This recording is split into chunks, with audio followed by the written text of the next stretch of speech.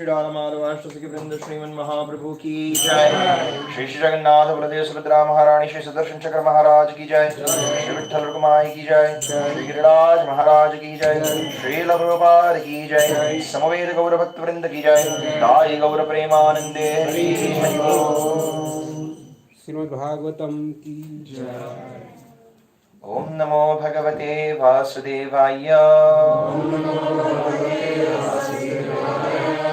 Om Namo Bhagavate Vasudevaya.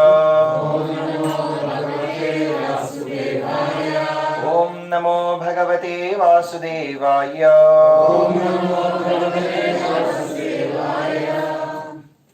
So reading from Shrimad Bhagavatam, Canto 1, Chapter 1, Text 2. And let's go through the verse again.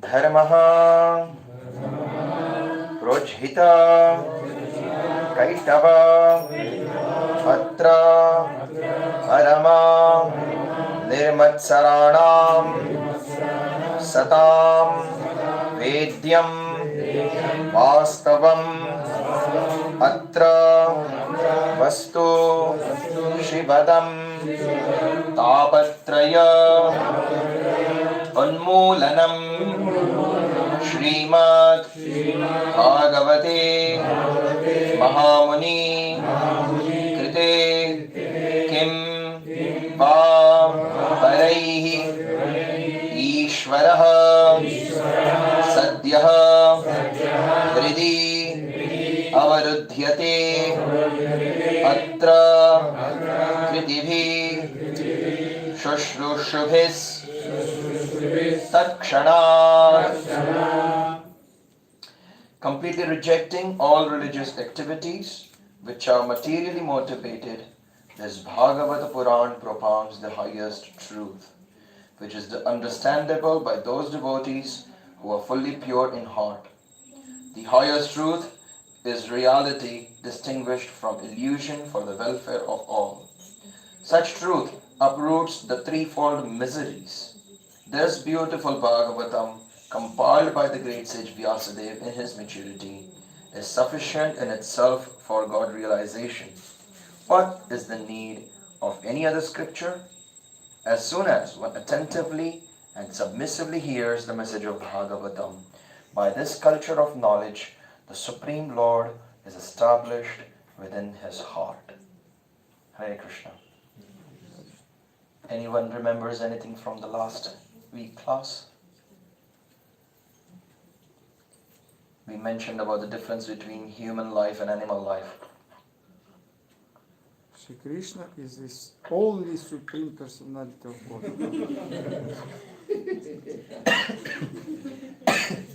That was the first shloka. The difference between animal life and human life? Dharma. The animal life, there's four things, based on four things there. The sleep, the way waking, sleeping. Okay. Prabhu saw in his phone, I think. No. Okay, no, just joking, Prabhu. Maybe I missed class. Maybe in human life we can understand this high knowledge of Yes. And animal life is not real possible. And then but there is two kinds of human life. There is civilized human life and uncivilized Yes. human. So that's why Sri Prabhupada says that's why human life means you perform dharma. Right? And so nowadays people are all running towards the material enjoyment. So they are going to the theaters and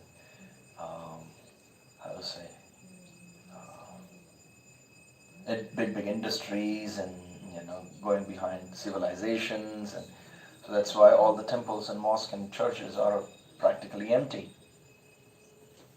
And so that's why Srila Prabhupada said, even though they are erected by our own ancestors, still we are not interested to go there. And then we started talking about the absolute truth.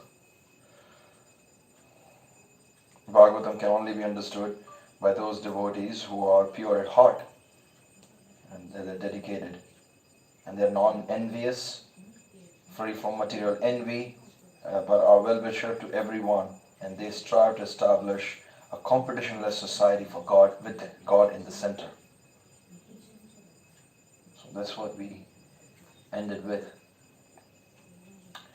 The impersonal aspect of the absolute truth is not the highest.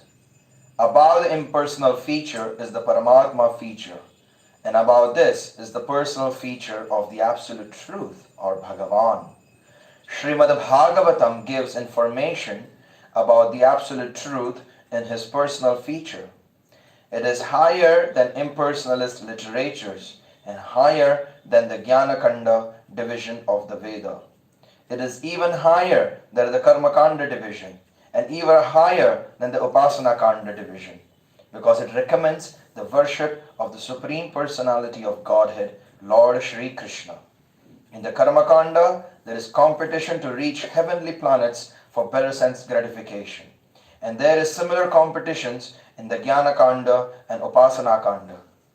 The Shrimad Bhagavatam is superior to all these because it aims at the supreme truth, which is the substance or the root of all categories.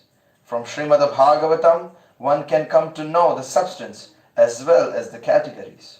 The substance is the absolute truth, the Supreme Lord, and all emanations are relative forms of energy.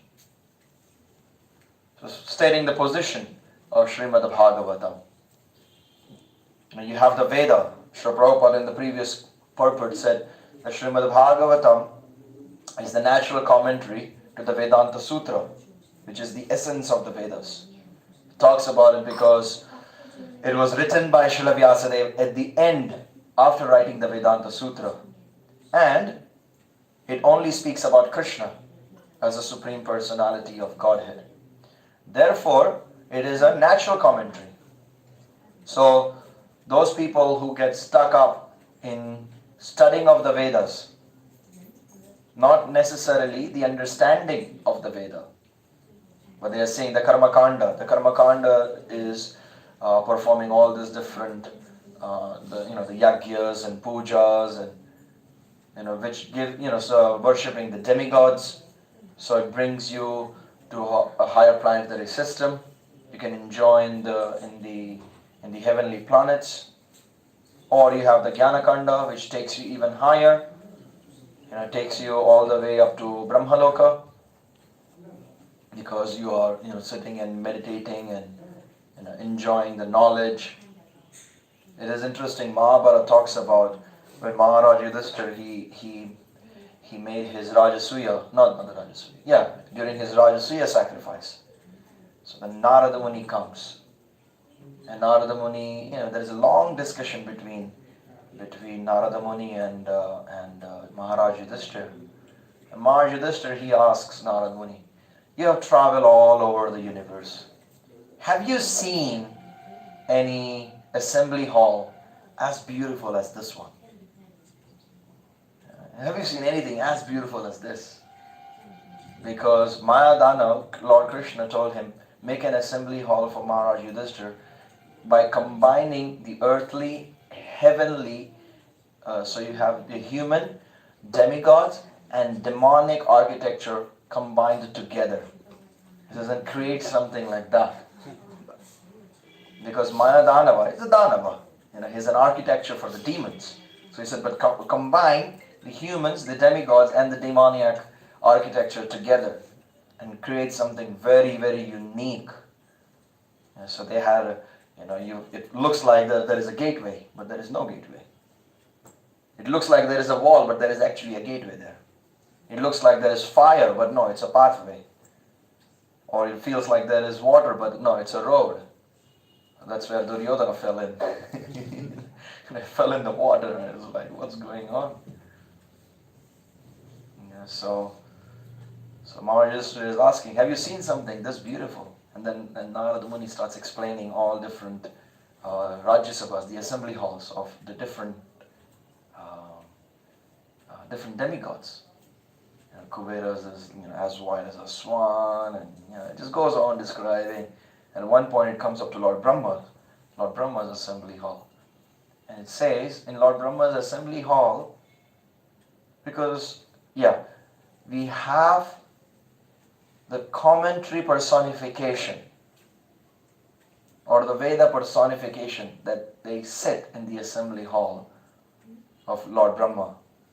So the personification of Srila Prabhupada's commentary must also be there. Because all the personalities of Jnana, they sit in the